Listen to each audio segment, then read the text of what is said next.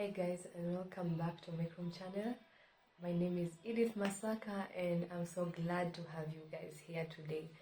So thank you for clicking on to this video, and I pray that you'll stay till the end, and I hope that you will really gain from it, from whatever I will talk about.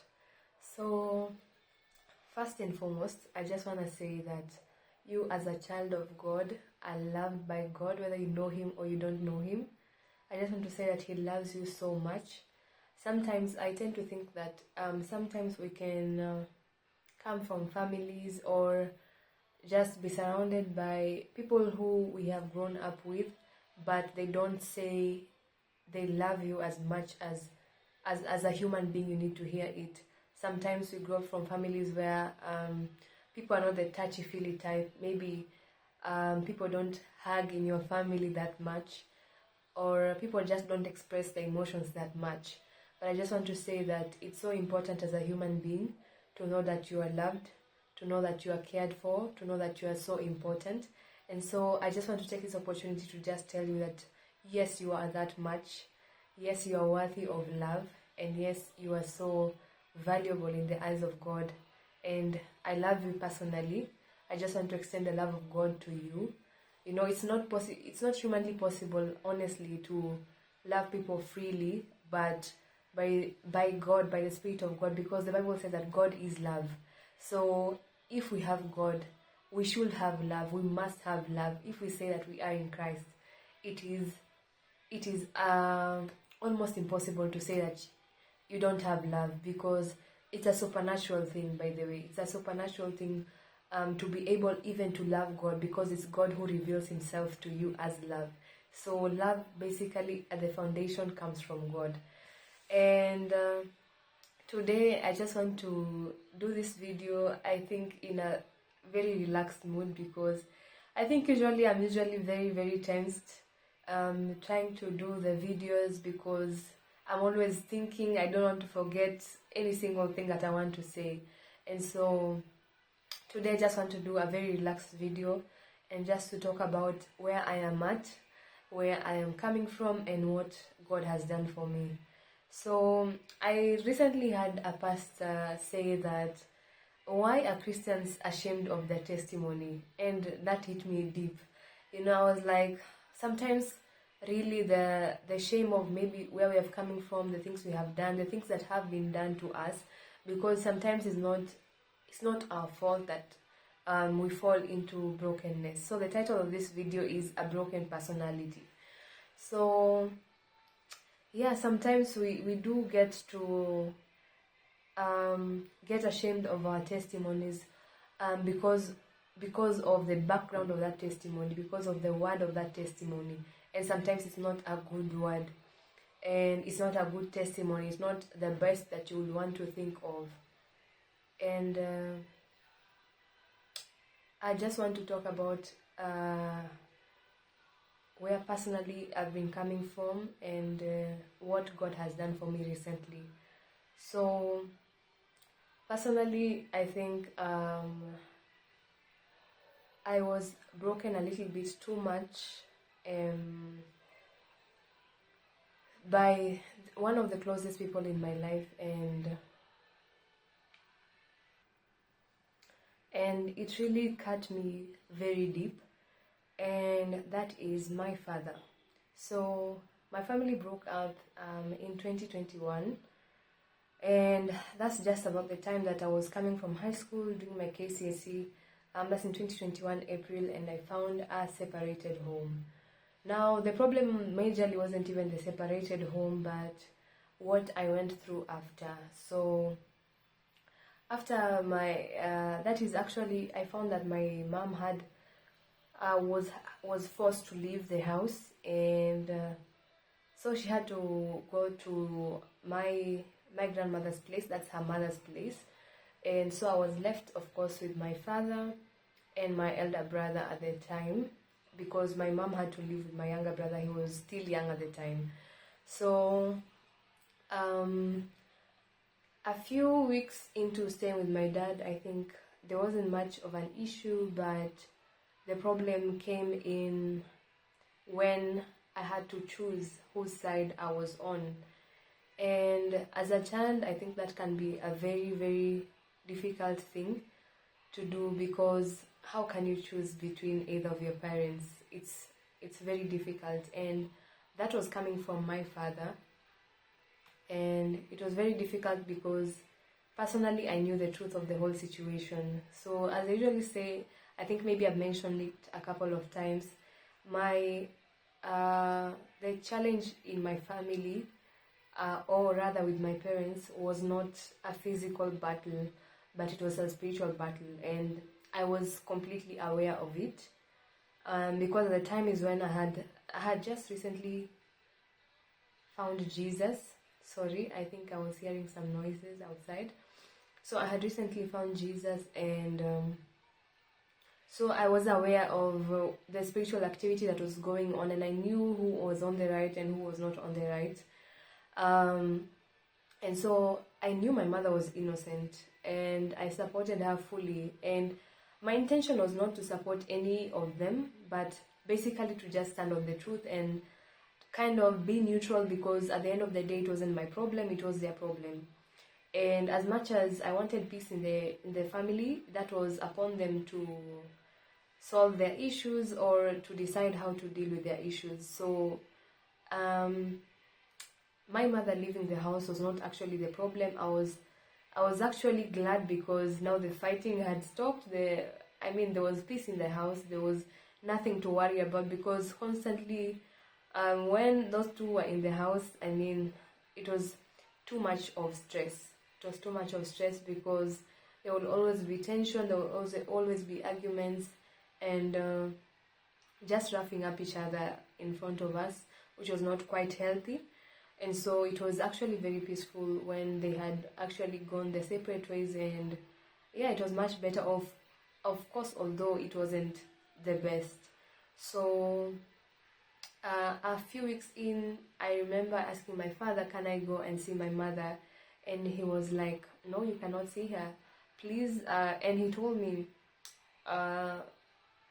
why don't you choose not to see her for the rest of the year? That's about from April till December. That's a long time, and I hadn't even seen her. The last time I saw her was in January, because I was in boarding school. I had gone to school, and so basically that will make a full year. And I said to myself, okay, I actually said to him, because I'm kind of a straight upfront person. So I said to my father that, are you serious about what you're talking about? And so because it was a spiritual battle, he was seeing things the other way around. So he was saying that my mother is evil, so please do not make any contact with her. And or whatever was going on through his mind, I don't know. But that was basically what he had told me. And personally, when I stand for the truth, I stand for the truth, and there's nothing you can do to me. I'm a very decisive person when it comes to that. For me, I don't compromise on truth, because I don't know, maybe because of the fear of God. That's just it. And I thought it to be unfair, and at the same time, my mom also wanted to see me, and I also wanted to see her, and also to see my younger brother, because I hadn't seen them since the start of the year. So I woke up one Saturday morning and I went to see my mother, and that's the day my battles began.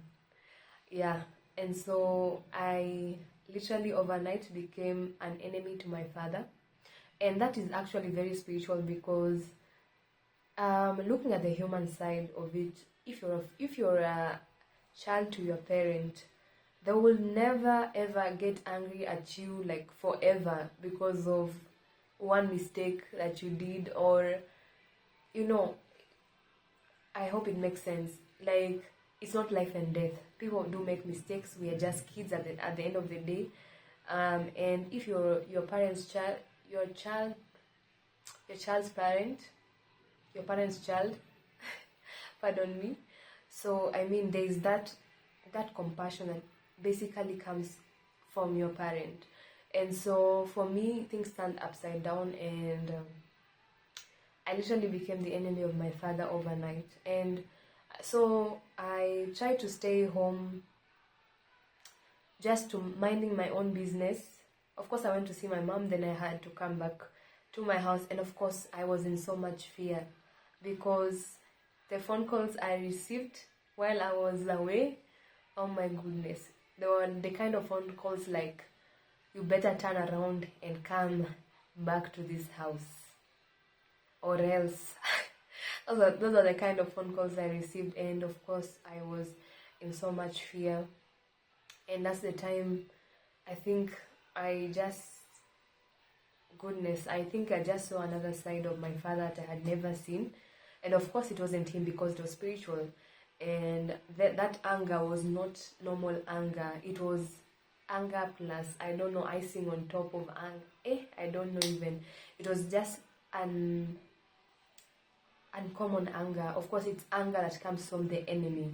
And so yeah, that's what I went through. And so even as I went to see my mom, I didn't even stay in peace. I did not even sleep at peace because I was wondering, which home am I going back to? Which one? So it was that bad. And even as I went back home, I was kind of trembling, and it was just filled with too much fear. And from that day on, my relationship with my father changed, and every day he will come back from work and I will be so scared because he will just get angry for no reason. Me staying in my room will be an anger issue. Me staying in the study room will be an anger issue. Whatever I will be doing will be an anger, will arouse anger in him. And so I was like, is this really a safe space for me? And during that period, I didn't stay long because I think I came back home from school in April, and then in May, I think around May 15th there, I had already left my home now. That's where now I was left with my father. And so I think I had already left because it was unbearable for me. I was always in fear, and my father would abuse me with words, and it broke me basically. And just getting it from the person who loved you the most, because my father and I were like besties, like literally besties, and our personalities really went together. The way we thought things deeply, we discussed deep topics, so we just love to chit chat. Movies, we would watch movies at night together, and basically we just had like a very like-minded mindset. And so he was my encourager, he was my motivator, he was let me just say this, even the success that I ever got in my academics, I think it was just founded based on his encouragement, his motivation, and his support. So basically he was a lot for me. He was a strength that I never knew I had till now, when actually I don't have him, that I realized that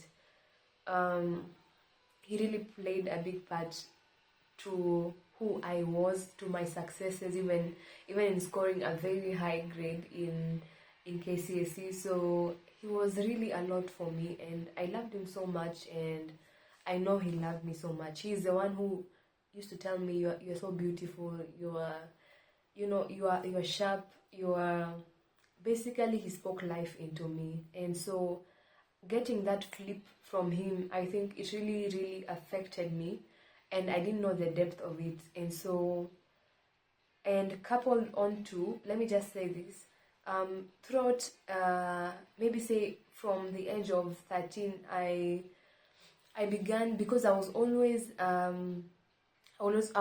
attracted to leadership and that sort of a thing. So at around class 7, that was about 12 years, I was just attracted to being a class leader, class rep here and there, writing noisemakers, those sorts of things. Like basically I just wanted to be a leader. Somehow I just was attracted to the mic and just to being in front of people, even though I wasn't the most confident, but I was just attracted to leadership. And I remember one incident when I was in class 8, that's like grade 8 or something.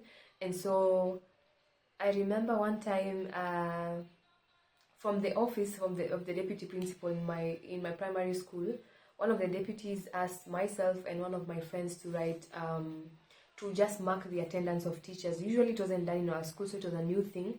And I remember my friend and I were doing this, and so she was doing, I think we were doing simultaneously the same week, the same thing, the same register. Each of us had our own to mark, but for that same week and same lessons. And so I remember she asked me, okay, we had our class teacher who used not to come for many lessons. He'll just come and peep and say, do this work, do this work. So personally, I was a very truthful person.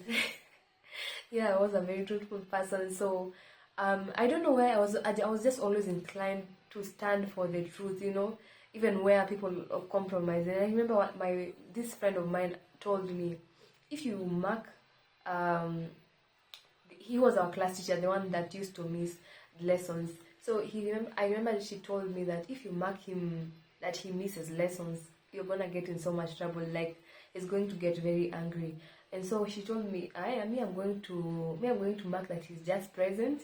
You go ahead and do his absent, but just know that trouble is coming, and so might be coming. And so actually I did do the right thing, and I marked him absent for all the lessons he used to not come. So I remember I really got into serious trouble. It became a talk amongst the teachers. What is happening? They're recording our attendance and blah blah blah. I think the teachers basically panicked. And I remember that day we had a PE lesson, one of the days after that week. And so while we were at PE, and that thing had circulated, and fear was already there, and of course it was said that myself and another girl were writing these lists, and we were the ones that are handling this. And so we were called forth and we were asked, and of course I said yes, I did, blah blah blah. We did mark the attendances, and I said, yeah, I marked you absent. And I think I actually said that to that teacher, and because the other girl said no, it wasn't me, it was her. So of course I just took on the blame. And so I remember the teachers gathered. We had a PE lesson, and then so we were in the field, and the teachers were gathering. They had gathered, and they were just talking in a group. And I remember that teacher shouting, "Edith, you are a rascal." You asked, gee, what? I can't even remember, but rascal is what I remember, because he repeated it quite a few times. And I was like, oh my God. I think that's the time I didn't realize, but that's when the devil had started to attack the leadership inside of me, basically my personality, that what I stood for. And so I remember I didn't really cringe, because I continued being the class rep, and I think it really didn't, maybe it affected me, but because it was a big issue, by the way, it was a very big issue. But my classmates were the best. They really comforted me, and they really supported me. My classmates were the best, actually, in primary school. And so I think that one just slept off, but I don't know whether it really affected me. But now come to high school, I'm talking about an altered personality.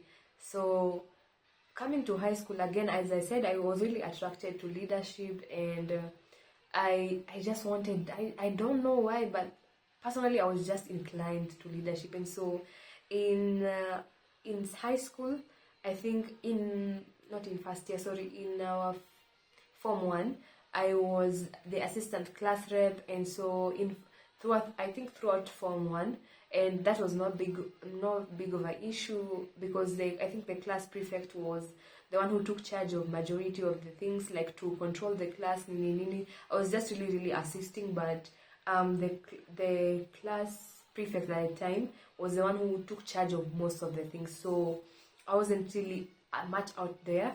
And but coming to Form 2, our class prefect transferred schools, and so I automatically slipped into the position of the class prefect of the class. So Form 1 I was assistant, Form 2 I became prefect of the class.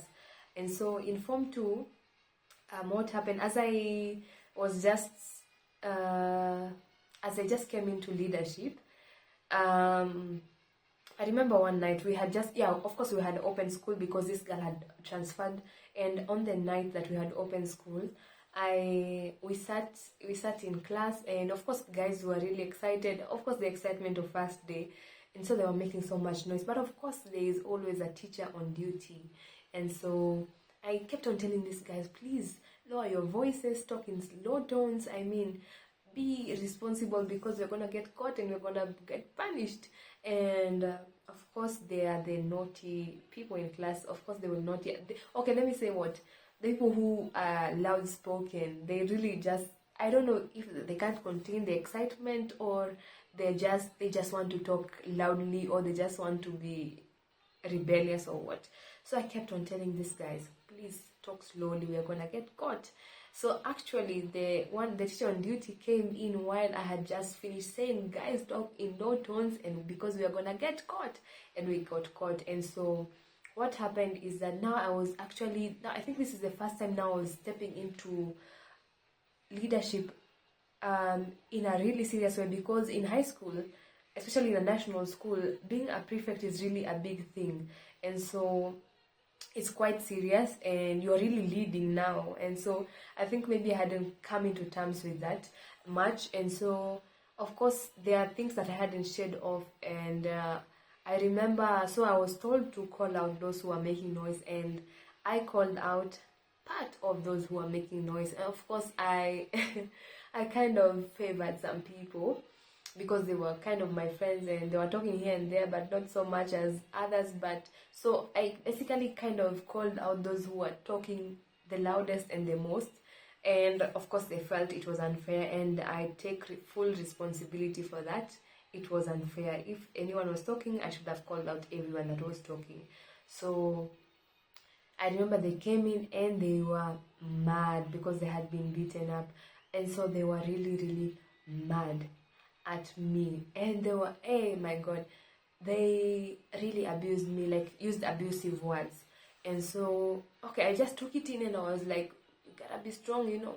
And because I remember my dad had given me some advice as I left home, and he had told me that, because of course I had told him that I am assistant class prefect in Form 1, and so he was just giving me some advice. He was just telling me, like, as a leader you just have to stand on your word, be strong, be authoritative, what you say goes, and yeah, that kind of a thing. And so that's the mentality that I took on. But oh my god, on the wrong crowd.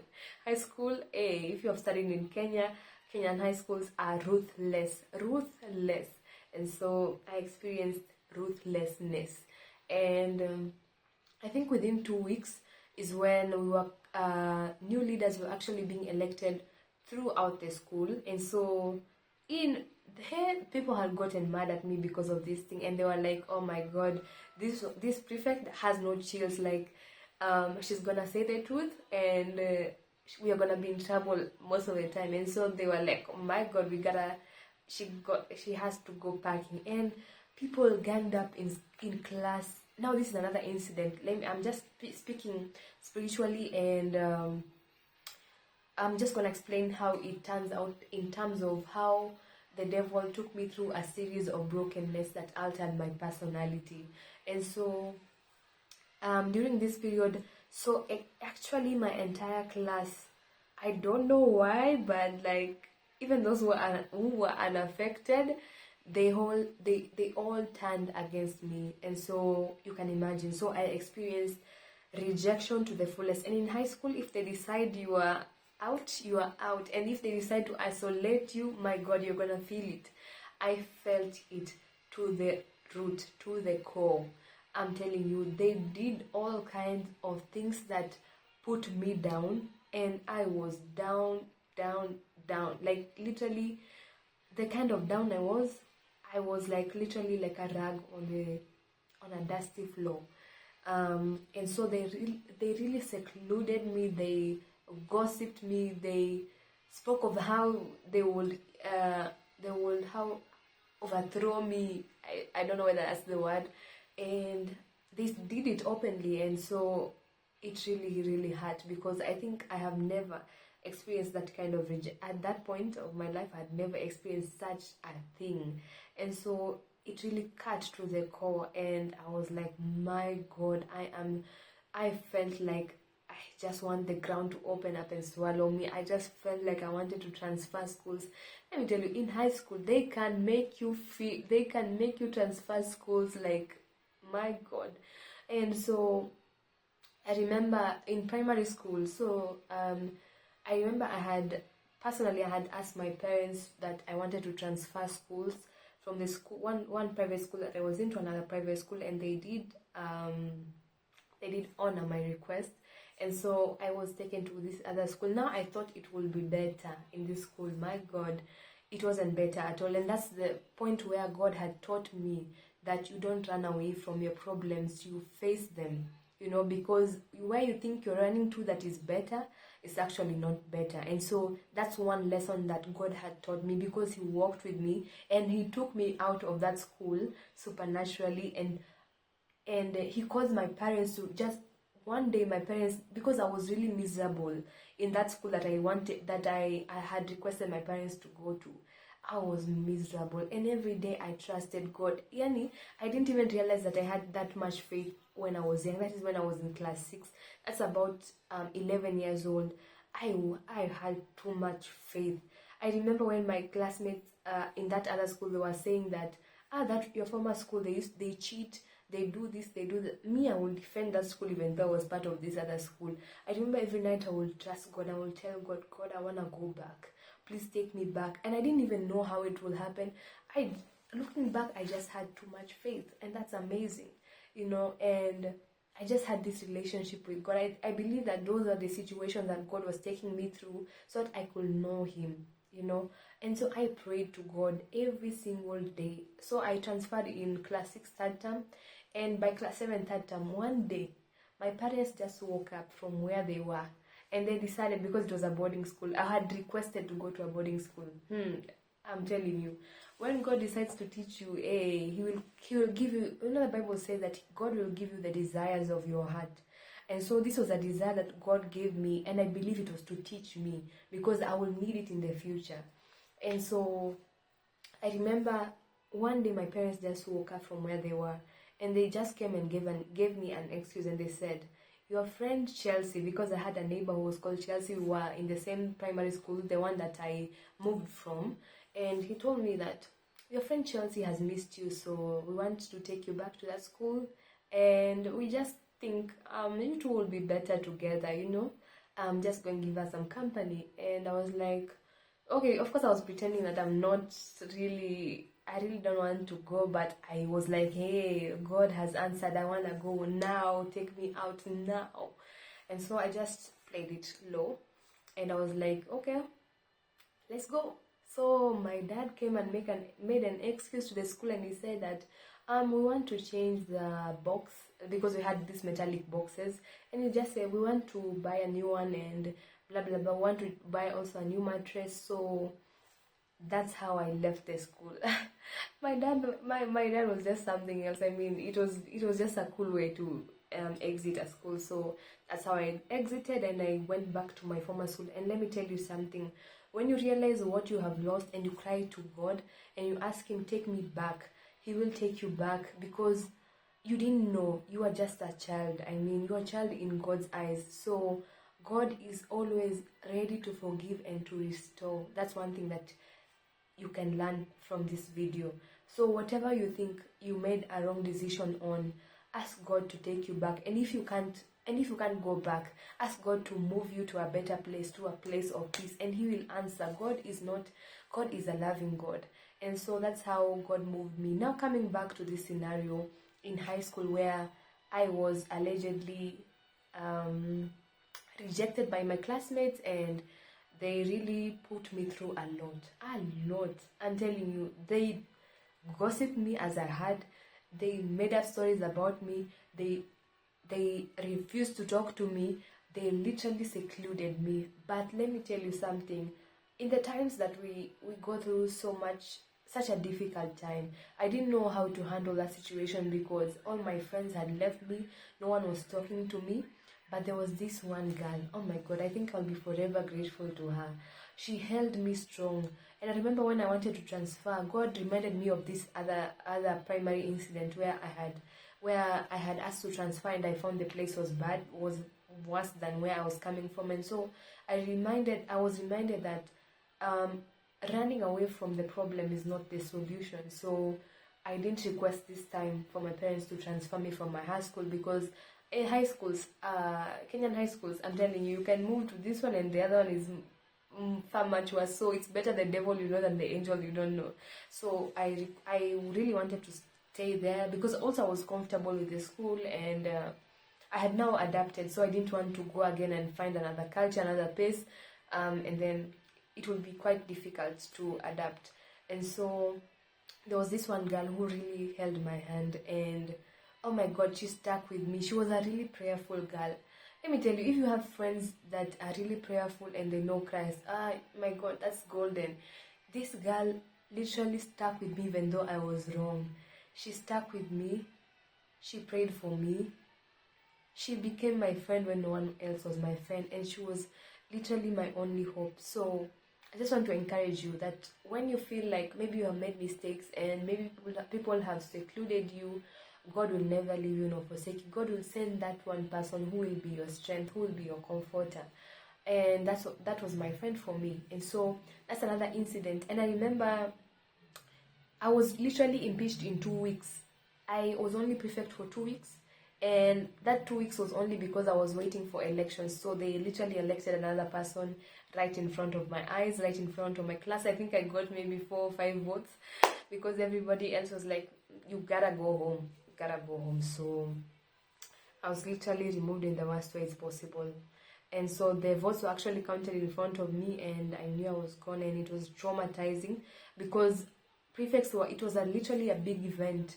An event actually that the whole school attended, where prefects were announced. And so actually my whole block from 1 to form 4, they had known that I was the prefect after this other girl had transferred. And so they knew 2 weeks I was demoted, because they saw another prefect being elected, and of course the rumors had spread. So it was such a big thing. Like, people had spoken about me so bad, and even people in upper classes, because now we're in form 2 now, in form 3, form 4, of course they will look at you with that eye, and they will be like, dang sis, you're gonna get kicked out.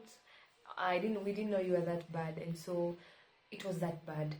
So it was a matter of, even people of other classes knew that I was literally demoted from this position. So I was really, really frustrated. I was really, really depressed. But I just put on a strong face, because what could I do? I'm not going home. I'm in boarding school, and there's no way to leave school. So I had to persevere. And this one friend of mine is the one who really, really, really helped me go through it. She was my only friend when no one was my friend. And so I really thank God for her, Rael. I know one day you will watch. One day I will thank you so much.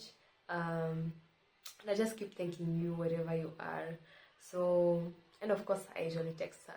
I will text her and tell her, I will never, what I mean to say is that I will never fail to text her and tell her how grateful I am for that season where she held on to me when no one held on to me, And so, yeah, I really went through a lot, and that's the first time I really experienced rejection, and it altered my personality completely. I remember telling myself that I will never speak again, and that's how I went silent in high school. And I said to myself, my result will be the only thing that will speak for me, and cause my name to be honored once again.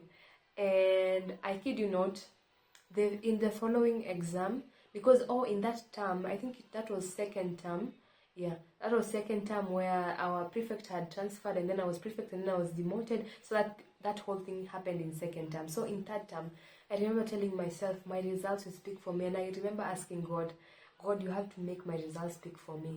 I have to be called up there as a top 10, and they will have to respect me because of that, because I had lost all respect. Literally, that's how bad it was. So, and I was so I told God, I really, really repent, because I didn't know this is the way it will turn out. I was just trying out this thing. I'm just a kid, And but of course the world doesn't know. Oh, the world doesn't know. The world is ruthless. So I remember just telling God that please help me, please restore my name, please make them make me shine again, you know. Let my results at least bring honor to me. And I remember in third term, as we were closing school, I literally was, I think, position 4 out of 300 and something students. That's my whole stream. And yeah, people were like, I remember one girl from just class. Okay, I was in form 2. Now she was in form 3, and I remember she said, "What? She's that bright?" And I was like, "Yeah, dude, I'm bright." You know. So as that is when I was going to receive my award, and so I think that's the time God restored me a little bit, but just the respect part. But I was still going through a lot because the rejection hit me deep, but I didn't know how deep it was. And so I never really spoke in high school. Literally, I never spoke in high school. And from then on, I was filled with so much fear. I remember telling myself I'm an introverted person. And of course, I don't talk a lot, honestly, but this time it became deeper. Literally, it's like my voice was silent. Like I completely went silent, which is not good because I know personally that I'm attracted to leadership, and somehow the devil caused me through that situation to believe that I can never ever be a leader, that I was such a bad person, and it really affected me. And that incident really traumatized me. And I remember even answering a question in class from then on. It was so difficult because I would literally tremble, like my lips would literally, just answering a question. And I was super bright, by the way. I was so bright, like I could answer the question. So, but the problem is I was too broken. I didn't even know. But I just knew that I just had too much anxiety just to answer one question in front of the classmates, that because this whole thing ended up dying down, and then at least my classmates now started talking to me pole pole, and things went a little bit back to normal because I became so humble. Literally. And I remember one point in time that I was even filled with so much anger because towards a certain girl, because she had literally, you know, people who take advantage of a situation, and they drag your name through the mud, they step on you, my God, this girl, she showed me like madharau in Kiswahili, madharau of the highest level. And she wasn't even part of the people who I had called out. So I don't even know why she took it so personally, but she really hurt me. This girl, she hurt me so much. And I remember I just became another person. When I would hear her voice, hey, and I don't know why she used to just try to provoke me and call my name all the time. She passed me this thing, and I would be like, don't you even remember what you have just done to me right now? And I will become so angry. And I remember one time, I remember just thinking to myself, this anger is not normal. This anger is not normal at all. My eyes literally will be like burning with anger. I remember one day, one of my friends saw me burning with anger towards this girl. And they were like, weh? Hey, I was mad. And I knew something was going wrong with me.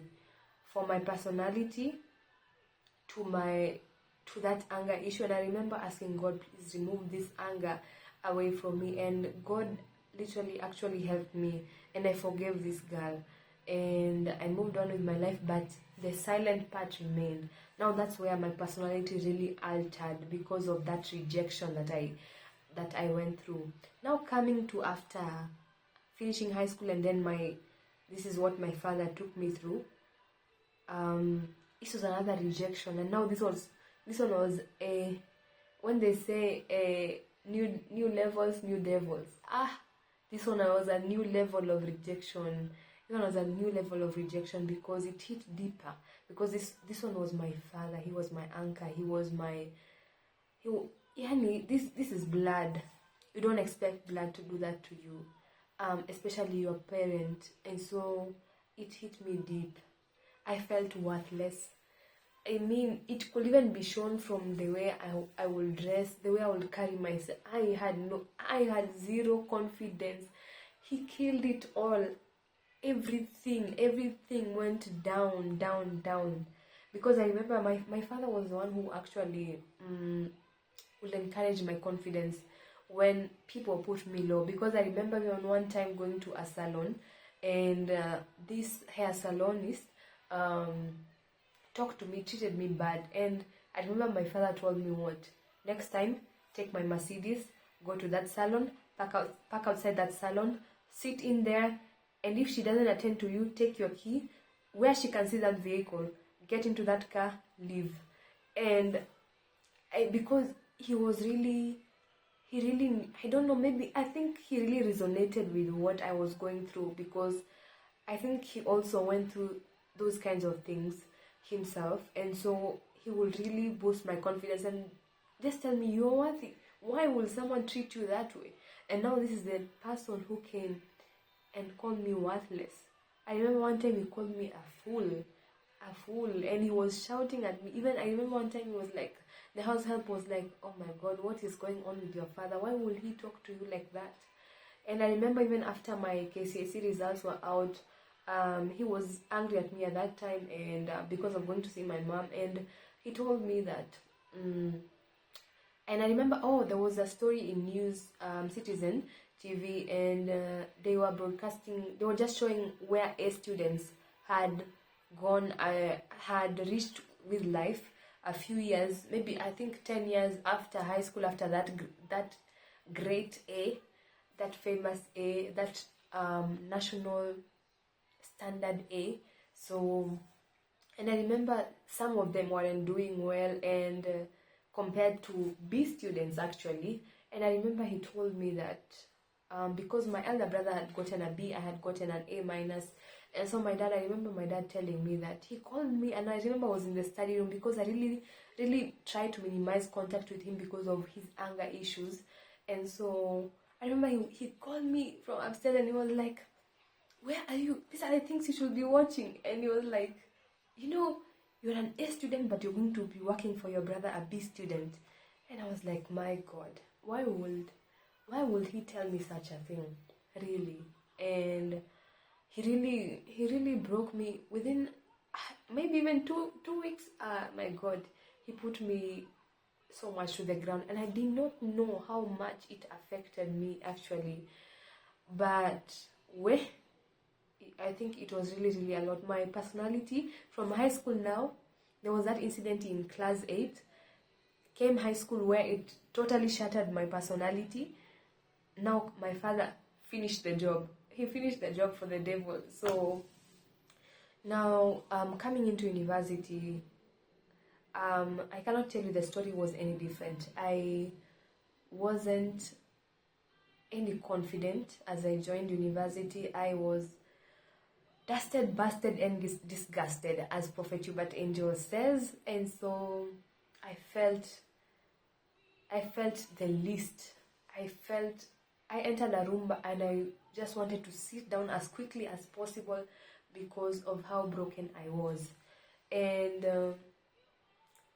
I didn't even know how I would start, because even joining campus, I joined the first time.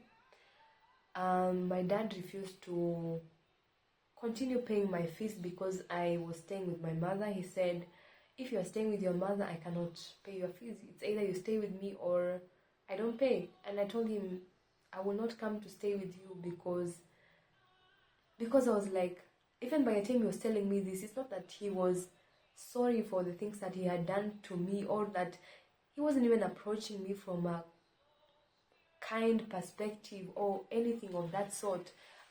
He was still approaching me with anger. You cannot call me back, and just because of your money, you want me to stay in a place where I'll not have peace. And I'm a person who really values peace, because without peace, I cannot function. I mean, what kind of a life is that? It's better to have life and have peace than have money and not have peace. And so I said, I'm not going to come back. And he was like, I'm serious, I'm not going to pay your fees. And he did not pay. So I had to leave. That was Strathmore University. And I had to go to JKU and because that is where I was officially called, and to do exactly the same course, actuarial science. And yeah, I had to report because my mother did not have the finance. She was not able to handle the amount of fees on her own. Of course, my father could handle the fees on his own, like one touch. So, but my mother wasn't quite earning that much. So I joined JKU and within the first week. Now this is the part that I am not sure I usually want to talk about, but I joined JKU and on the first week, as we were doing, what is it called, orientation, my father called me. It was on the Friday of that first week, and he told me, because I had already actually done interview in Strathmore, so I was already called, but he refused to pay my fees within the first week, so I had to go to JKU. So I joined JKU and then on the first week, as we were doing orientation, because now I had accepted my fate, but I was really sad, and because I was praying to God, I cannot suffer in high school and then go and suffer in campus also. Like, I mean, I had gone to a public high school, that's a national school, Moi Forces Academy Lanet, and honestly speaking, it was amazing. The experience was amazing. I really learned a lot, and I wouldn't change a thing about it. But coming to university, I really wanted to come to a better place, honestly. And so, because also my brother had been in Strathmore, I had been in Strasbourg. I think we had taken him for what? Was it their orientation or something? I don't know why I was in Strathmore for my brother. I can't remember what the name of the event is. But yeah, I had already stepped into Strathmore, so I knew the beauty of the university. I loved the culture. I loved the way the students carried themselves. So much respect. And let me tell you, in a public high school, people just are so reckless. And honestly speaking, I came from quite a good family, so I mean, I desired that atmosphere where there's quite a little bit of respect. And so it was something that I really was fascinated about Strathmore, and so I really wanted to join Strathmore also. And of course, my father had spoken to me severally, and it was a family thing, and we just knew, after high school, I'm going to Strath. So that is where my mindset was, and honestly, I loved the school. And so, hey, now comes this issue, and now I can't go to Strathmore.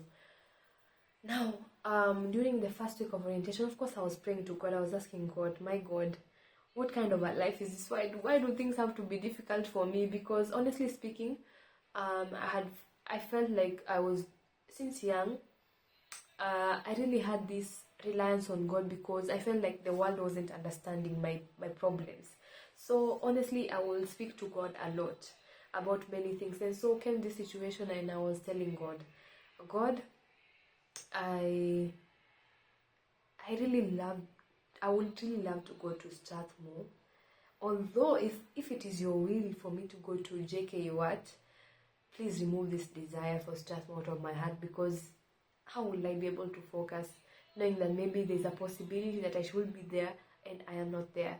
And so during my first week of orientation, my father called me. That was on a Friday, and he told me, I have researched on this same course you're going to do at JKU, and it's much better in Strathmore, more updated, more revised, and basically it is much better.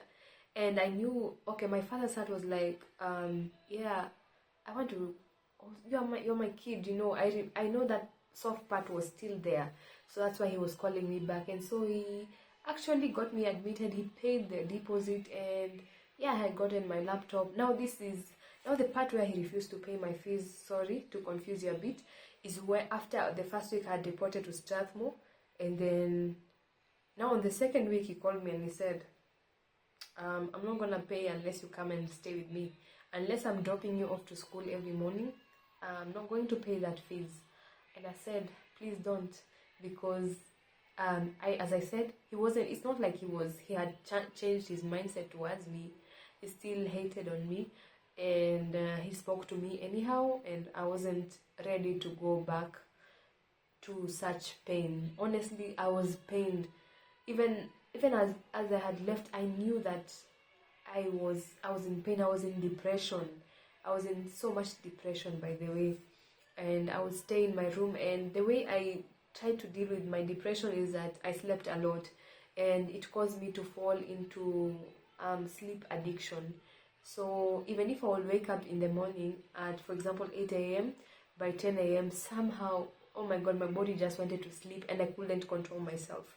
So it was like an addiction. And in the morning, even when, for example, when it was sunrise, I just had no motivation to wake up.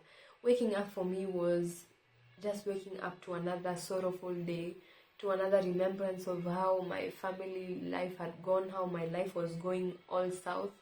And so for me, waking up was hopeless. So I fell into sleep addiction. So yeah, that was how it went on, and it really affected me a lot. And so joining campus, I had so many issues. Had already the devil had dealt with me ruthlessly, so it completely altered my personality. I became a fearful person. Even interacting with people was very difficult, because I felt the least of the least. I always saw how other people were greater. They were much better. So it was really difficult for me. My personality had completely altered. I had no confidence to speak. I had no confidence to do nothing. I became socially anxious. I struggled it a lot. And that's how my personality altered. I even came to the thinking that I was an introvert, and basically I couldn't control even anxiety. It's like I felt like I'm naturally an anxious person, which I believe I am not. I am not an anxious person. I love talking, honestly speaking, and I'm not scared, honestly, to express my mind. I love expressing my mind, but all of that was completely shattered, and that's why I titled this video "An Altered Personality." So I just want to tell you something. The devil will take you through things so that he can alter the person who God called you to be, so that he can give you a pseudo personality to cover your original personality. And so it is possible to go through pain, and your personality is altered. And that is, of course, not what God wants for us. And God wants to set us free from an altered personality, from pain that causes us to have an altered personality. Because let me tell you, things like depression, social anxiety, those things cannot be controlled. You cannot get out of them on your own. It's only God who can uncover you. It's only God who can heal your heart. Because for me, I think that's the time now I found my current church, and God began to heal me slowly by slowly. Because I remember the first time that I joined my church, I remember some time back I had told myself, like, I am the strong one in my family, so I can handle all that is coming unto me.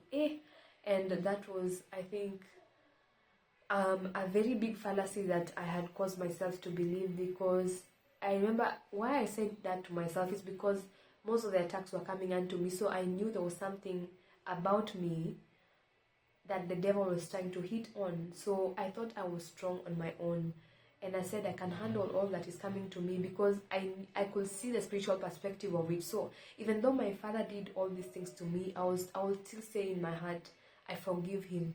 But I didn't realize that even as much as I was really forgiving him, honestly speaking, I didn't realize how much beyond even, literally beyond even that perspective, the understanding that I was forgiving him, and I was truly forgiving him. I didn't understand that the soul is, when it's hurt, and there's nothing you can do about it. And for the soul to heal, it takes God, honestly speaking. It takes God, because there are some things we cannot handle as human beings, and that's why we need God. And so my personality, I'm just going to end this video and do a part 2, where God restores my personality. And yeah, I'll come back to that in part 2 of this video, so stay tuned for that.